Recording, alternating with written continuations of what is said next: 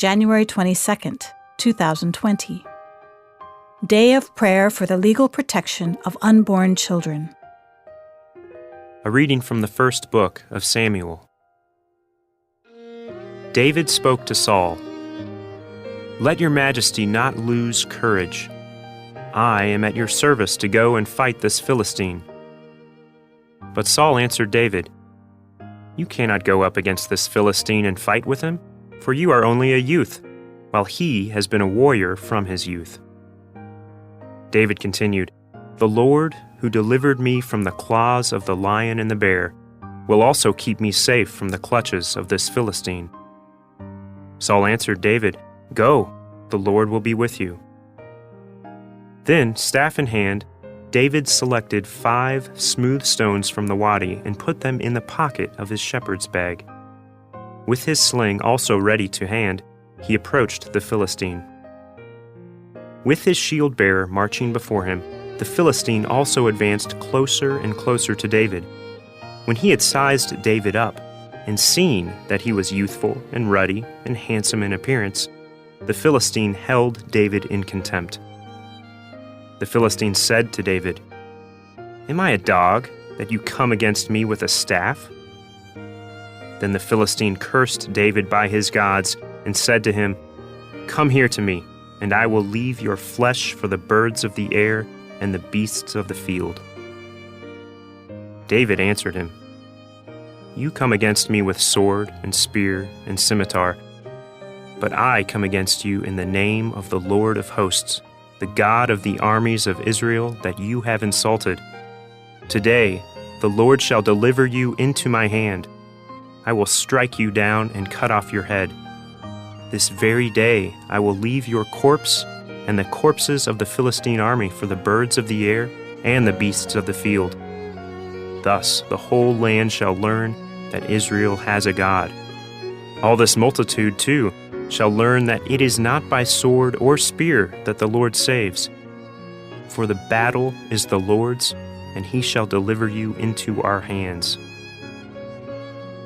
The Philistine then moved to meet David at close quarters, while David ran quickly toward the battle line in the direction of the Philistine. David put his hand into the bag and took out a stone, hurled it with the sling, and struck the Philistine on the forehead. The stone embedded itself in his brow, and he fell prostrate on the ground. Thus David overcame the Philistine with sling and stone. He struck the Philistine mortally, and did it without a sword. Then David ran and stood over him. With the Philistine's own sword, which he drew from its sheath, he dispatched him and cut off his head. The word of the Lord. The responsorial psalm. The response is, "Blessed be the Lord, my rock." Blessed be the Lord, my rock, who trains my hands for battle, my fingers for war. Blessed be the Lord, my rock. My refuge and my fortress, my stronghold, my deliverer, my shield in whom I trust, who subdues my people under me. Blessed be the Lord, my rock. O God, I will sing a new song to you. With a 10-stringed lyre I will chant your praise. You who give victory to kings and deliver David, your servant, from the evil sword. Blessed be the Lord, my rock. A reading from the Holy Gospel according to Mark. Jesus entered the synagogue. There was a man there who had a withered hand. They watched Jesus closely to see if he would cure him on the Sabbath, so that they might accuse him. He said to the man with the withered hand, "Come up here before us." Then he said to the Pharisees, "Is it lawful to do good on the Sabbath rather than to do evil, to save life rather than to destroy it?" But they remained silent, looking around at them with anger and grieved at their hardness of heart. Jesus said to the man, "Stretch out your hand." He stretched it out, and his hand was restored. The Pharisees went out and immediately took counsel with the Herodians against him to put him to death. The Gospel of the Lord.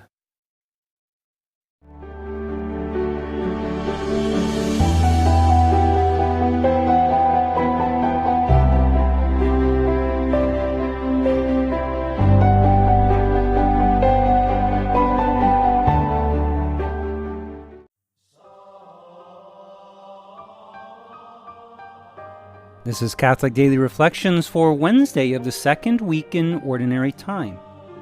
Today's reflection is entitled, Freedom from the Confusion of Sin. They watched Jesus closely to see if he would cure him on the Sabbath, so that they might accuse him.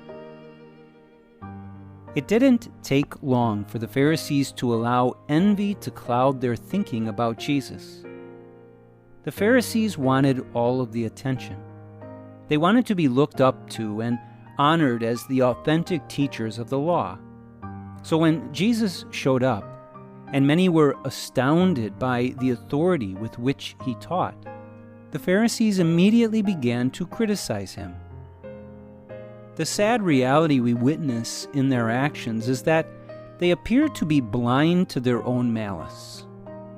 The envy that fills them keeps them from realizing that they are actually acting with extreme irrationality. This is an important and very difficult lesson to learn.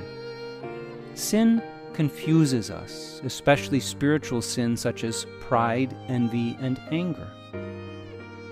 Therefore, when someone becomes consumed with one of these sins, that person most likely does not even realize how irrational he becomes. Take the example of the Pharisees. Jesus is put in a situation where he chooses to heal someone on the Sabbath. This is an act of mercy.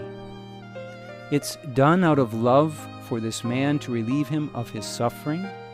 Though this is an incredible miracle, the disturbed minds of the Pharisees look only for a way to twist this act of mercy into something sinful.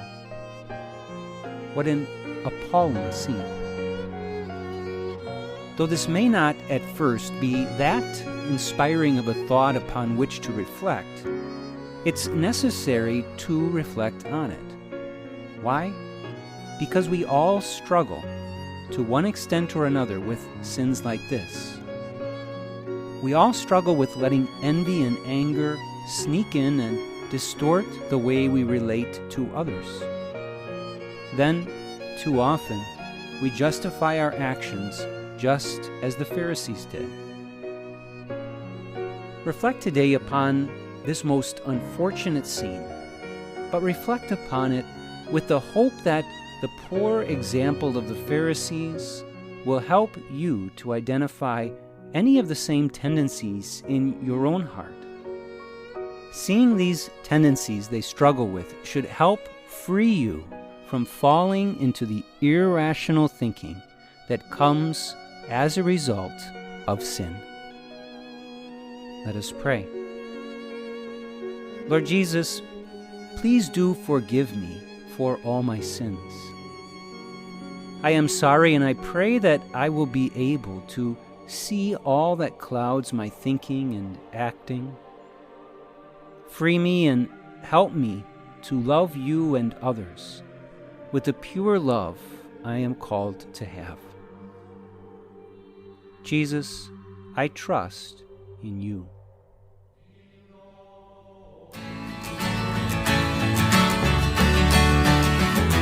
All the ends of the earth, all you creatures of the sea, lift up your eyes to the wonders of the Lord, for the Lord of the earth, the Master of the sea, has come with justice for the world.